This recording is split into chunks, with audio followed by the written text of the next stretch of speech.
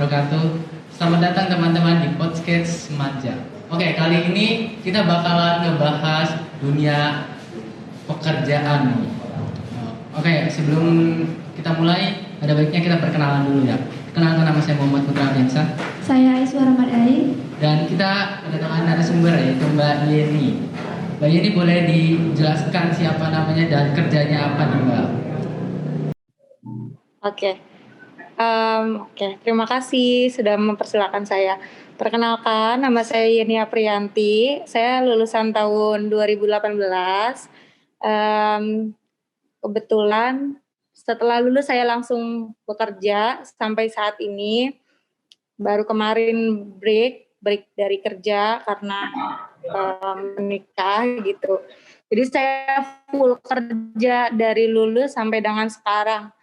Saya di berbagai perusahaan sih, ada di perusahaan Bakriland sebagai marketing, lalu ada di perusahaan Spring Hill Group sebagai marketing juga, dan di perusahaan Trans sebagai marketing juga. Saya lebih banyak di bidang marketing sih, gitu. Dan produk yang saya jual adalah properti gitu. Jadi bangunan seperti rumah, seperti apartemen, seperti tanah, seperti kantor, pokoknya yang berbau properti itu udah pernah saya udah pernah saya geluti gitu di dunia properti gitu.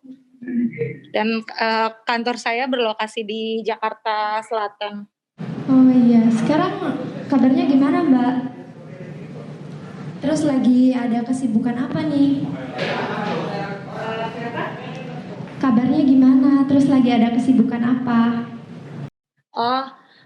Sekarang saya masih pemulihan sih, masih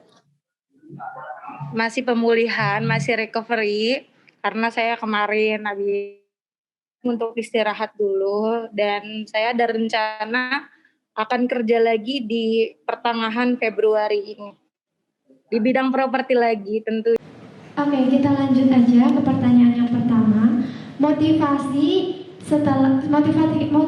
kerja setelah lulus sekolahnya apa Mbak di saat itu? Oke, motivasi saya ya pada saat itu, saya sih lebih ngelihat ke peluang sih, karena peluang untuk fresh graduate itu jauh lebih besar daripada yang gap year gitu, maksudnya yang tidak ada pengalaman kerja gitu. Biasanya yang fresh graduate itu yang masih bisa dibentuk, anak-anak yang masih mau belajar itu lebih banyak dicari gitu. Nah, pada saat itu saya memberanikan diri untuk memulai gitu kan, karena kebetulan saya juga banyak keluarga di Jakarta, jadi saya memberanikan diri untuk pergi ke Jakarta, dan saya memberanikan diri untuk apply, lalu beruntung dari sekian banyak peserta, saya termasuk orang yang dipanggil gitu untuk lanjut ke interview, lalu untuk proses psikotes dan segala macamnya sampai saya bisa benar-benar diterima gitu. Oke nih Mbak, pertanyaan selanjutnya ya Mbak. Gimana sih hal yang paling berpengaruh untuk diterima kerja? Yang paling berpengaruh untuk diterima kerja, menurut saya ya, menurut saya yang paling berpengaruh untuk diterima kerja itu ada beberapa hal. Salah satunya itu dari CV, kelengkapan data kita, terus apa aja yang udah pernah kita raih, seperti kita mencantumkan piagam-piagam kita gitu, itu menunjukkan kita aktif, menunjukkan kita berbakat gitu. Dan juga nilai-nilai kita seperti nilai di ijazah, di rapot, itu penting banget sih. Oke, keren banget nih. Itu yang nomor satu ya, karena itu merupakan wajah kita sebelum kita dipanggil interview gitu. Jadi seseorang HRD itu bisa menilai kita itu dari CV kita, dari berkas-berkas kita gitu. Karena dia nggak mungkin menilai kita dari penampilan atau dari kepribadian kan, secara dia belum pernah bertemu sama kita gitu. Makanya dari awal itu harus sudah dipersiapkan dengan baik gitu, dari CV, kelengkapan data segala macam. Justru bahkan kalau waktu bisa diulang itu harusnya bisa dipersiapkan dari saat kita masih sekolah gitu, untuk aktif, untuk ikut banyak lomba, untuk meraih nilai-nilai yang bagus gitu. Nah itu yang nomor 1 tadi ya. Yang nomor 2 itu outlook atau penampilan luar. Oh, penampilan juga termasuk ya, Bu? Ya, yang kedua itu outlook atau penampilan luar ya. Karena pertama kali yang orang nilai dari kita itu adalah penampilan ya. Sebelum orang mengenal kepribadian kita, sebelum kita bicara, yang orang lihat adalah penampilan gitu. Jadi ketika interview, usahakan untuk memakai pakaian yang terbaik menurut kalian gitu. Terus tampil dengan sebaik mungkin gitu, dari tata rambut, dari atas sampai bawah itu harus benar-benar diperhatikan gitu. Itu dari penampilan ya. Gak apa-apa Mbak, kita santai aja ngobrol-ngobrol. Nah, itu yang nomor 2. Nah, yang nomor 3 itu tadi kan 1 kelengkap CV dan kelengkapan data, kedua penampilan ya, dan yang ketiga itu pembawaan kita, cara kita berkomunikasi, cara kita ketemu atau menghadapi orang lain gitu. Nggak yang jauh-jauh sih, dari kita cara bersalaman sama orang itu bakal kelihatan gitu. Maksudnya ini orang bisa berbaur atau belum bisa, ini orang udah layak kerja atau belum, itu bakal kelihatan sih di situ. Terus ketika kita menjawab pertanyaan-pertanyaan HRD itu bisa mewakili gitu. Maksudnya kita itu pribadi yang seperti apa gitu, lalu kita worth it enggak gitu untuk diterima di perusahaan tersebut, kita layak nggak nih untuk ditempatkan di bidang ini gitu, sesuai nggak nih sama kemampuan kita, seperti itu sih. Wah, informasinya keren banget nih buat teman-teman yang pengen ngelamar kerja nih. Itu informasi yang sangat berharga. Oke, pertanyaan selanjutnya ya. Sebelumnya mau nambahin Fitra ya, berarti kita itu membutuhkan perjuangan ya Mbak ya. Kalau pengen kita kerjanya enak, kerjanya bagus gitu di perusahaan yang bagus, itu benar-benar butuh perjuangan gitu. Makanya dari sekarang teman-teman yang pengen dapat kerjaan bagus, kerjaan enak itu harus berusaha dan harus disiapkan dari sekarang. Oke, kita lanjut ke pertanyaan selanjutnya. Kira-kira yang lebih berpengaruh itu nilai yang bagus atau pengalaman berorganisasinya sih Mbak? Dua-duanya sangat berpengaruh. Kalau saya bilang dua-duanya sangat berpengaruh. Kalau nilai yang bagus itu, jujur saya itu ngelamar itu saya bawa nilai rapot saya gitu ya. Maksudnya nilai rapot terakhir pas waktu SMA. Lalu saya juga kan bawa ijazah, itu kan ada transkrip nilai waktu ujian sebelum ujian nasional itu kan ada ujian yang semua pelajaran itu loh. Nah, itu saya dan kita beruntung sekolah di Semanja. Karena kenapa? Karena guru-guru kita itu ngasih nilai yang lumayan besar gitu loh dibandingkan dengan sekolah-sekolah lain gitu. Guru-guru kita tuh nggak pelit nilai, dan saya rasa itu sangat mempermudah kita buat kerja gitu, buat ngelamar kerja gitu. Saya ngerasa saya itu ya middle lah gitu kan. Saya waktu SMA itu ya ranking lah masih, tapi belum yang ranking 1 gitu. Saya masih ranking 2, ranking 4, ranking 5, ranking 3. Nah di situ saya rasa nilai saya bagus-bagus banget gitu kan. Saya pikir karena saya ranking gitu. Tapi ketika saya membandingkan sama nilai adik saya itu kan nggak ranking gitu kan ya. Tapi saya lihat nilainya juga nggak cukup buruk gitu loh. Maksud saya, loh Semanja tuh emang nggak pelit gitu loh. Karena soal nilai gitu. Kalau soal nilai, karena ya itu ya nilai yang dikasih itu bersaing sih menurut saya, untuk disaingin sama sekolah-sekolah yang lain itu worth it sih, nilainya lumayan besar banget guru-guru kita kalau kasih nilai. Nah itu dari nilai. Yang kedua dari pengalaman berorganisasi ya. Organisasi menurut saya sih itu kepakainya nanti ketika kita udah diterima kerja, itu bakalan kelihatan. Kalau orang yang sering bergaul, orang yang sering ikut organisasi, itu lebih gampang gitu loh, lebih gampang untuk berbaur sama orang-orang yang lebih tua, lebih muda, berbaur untuk menjalankan tugas gitu, untuk apa ya, pokoknya orang yang sering ikut organisasi pastinya lebih terlatih ya, lebih terlatih untuk kerja dalam suatu kelompok, terus untuk bekerja sama dalam tim, untuk bekerja sama dengan baik itu lebih terlatih sih daripada orang-orang yang nggak pernah ikut organisasi.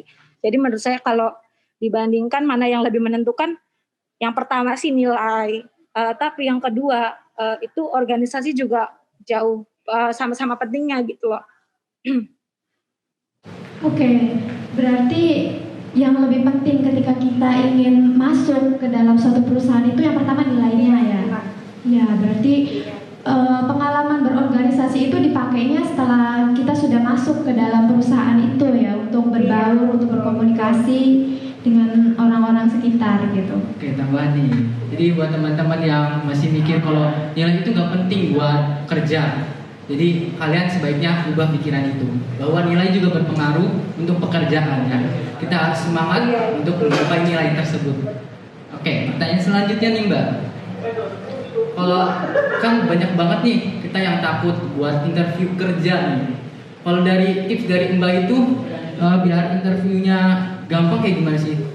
Maksudnya biar interviewnya lancar tuh Mbak. Tipsnya dari Mbak kayak gimana nih? Oke. Menurut saya ya, biar interviewnya lancar itu yang pertama itu kita benar-benar sebentar. Oke. Untuk interview lancar ya, yang pertama itu kita harus percaya diri, lalu yang kedua kita itu harus antusias, terus kita juga harus punya gaya komunikasi yang baik gitu.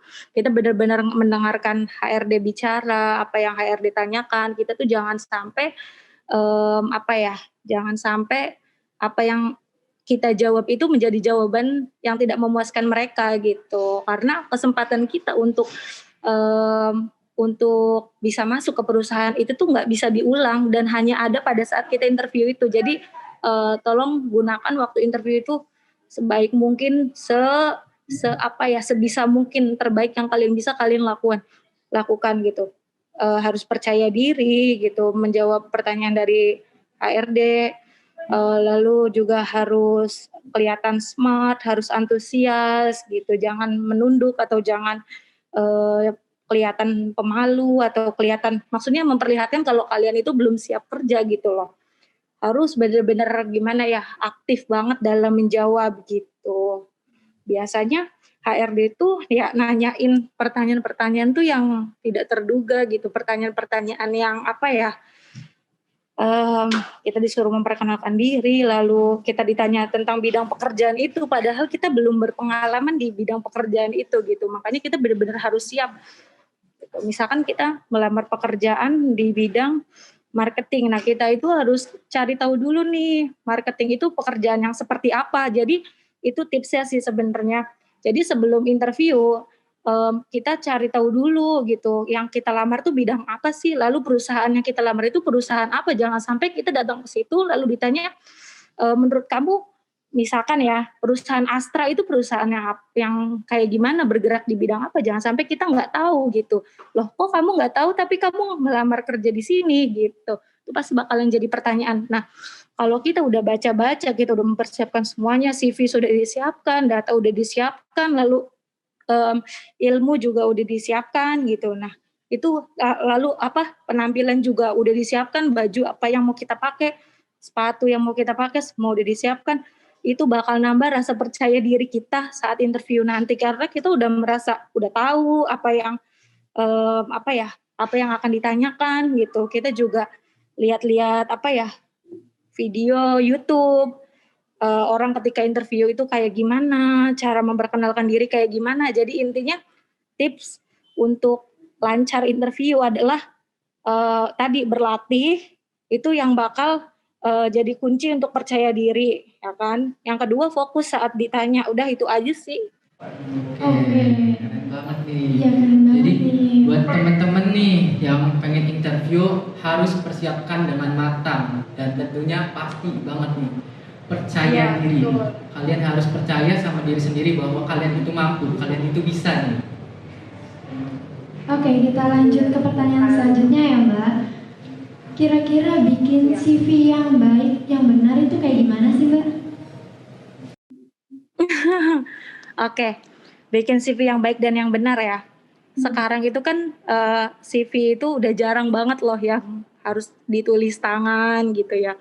Dan lagi banyak juga perusahaan yang sekarang itu menginginkan CV itu dalam bentuk soft file gitu. Jadi nggak langsung dipanggil atau orang itu harus mengantarkan CV ke kantor gitu. Ini udah zaman modern, ini udah zaman digital. Jadi kebanyakan HRD sekarang itu bisa kirimkan CV-nya gitu. Itu biasanya yang diminta itu ya CV soft file gitu. Nah, kita tuh harus siapin CV soft file gitu, kita bikin dari PDF atau dari Word. Nah, itu banyak banget jadi yang berwarna gitu loh. Banyak banget pilihan-pilihannya, mau desainnya seperti apa gitu. Yang berwarna, terus yang menunjukkan karakter kita kayak gimana. Misalkan mau lebih fun, lebih berwarna CV-nya, atau misalkan mau lebih kayak klasik.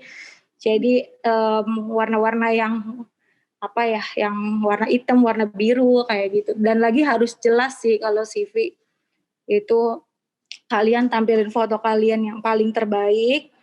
Dan saya bilang lagi ya, maksudnya CV itu wajah kalian gitu. Sebelum kalian dipanggil sama HRD, yang dilihat itu adalah CV. Yang menentukan kalian dipanggil atau enggak itu adalah CV. Jadi kalian benar-benar harus effort ke bikin CV sebaik mungkin dan kelengkapan data sebaik mungkin. Jadi jangan aneh kalau misalkan banyak gitu kan orang yang ngeluh karena aduh gue nggak dipanggil-panggil kerja, aduh gue nggak dapat kerja gitu. Nah, perhatiin lagi CV-nya udah bagus atau belum, CV-nya udah memenuhi standar atau belum, dari mulai fontnya, jenis fontnya, ukuran fontnya, lalu urutannya itu udah sesuai belum gitu kan. Itu ada aturannya kan ya.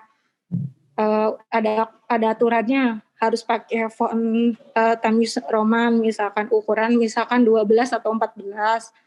Lalu urutannya apa aja, misalkan nama, tempat tanggal lahir, agama, dan segala macam lah sampai ke bawah gitu.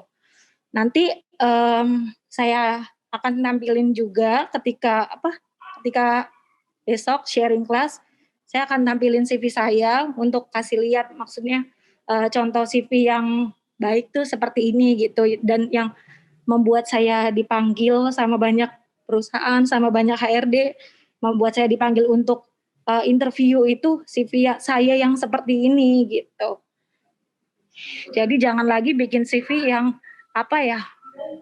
yang hitam dan putih gitu loh. Maksudnya jangan membuat sesuatu yang monoton. Kita itu harus beda sama yang lain gitu. Di saat banyak pelamar-pelamar gitu kan, pasti kita juga bakal banyak persaingan tentunya ketika melamar pekerjaan. Pasti bakal banyak kandidat lain. Nah, kita itu sebelum dipanggil kan, kita nggak bisa nunjukin kita yang terbaik atau kayak gimana kan. Nah, itu caranya kita harus bikin CV sebaik dan semenarik mungkin. Itulah pentingnya CV yang bagus. Karena kita bersaing sebelum kita dipanggil itu yang menentukan kita dipanggil atau enggak. Oke, jadi buat teman-teman nih yang belum dipanggil HRD, coba perhatikan dulu CV-nya nih, apakah udah benar, apakah udah sesuai aturannya. Oke ya. Oke, kita udah selesai nih ngobrol-ngobrol sama Mbak Yeni. Makasih ya Mbak Yeni udah ngeluangin waktunya buat Zoom bareng kita. Semoga Mbak Yeni selalu diberi kesehatan dan lancar terus kerjanya. Nah, buat teman-teman yang nonton video ini, semoga kalian terinspirasi, termotivasi, dan jadi percaya diri untuk menentukan pilihan kalian ke depannya. Terima kasih. Wassalamualaikum warahmatullahi wabarakatuh. Sampai jumpa di video selanjutnya. Waalaikumsalam warahmatullahi wabarakatuh.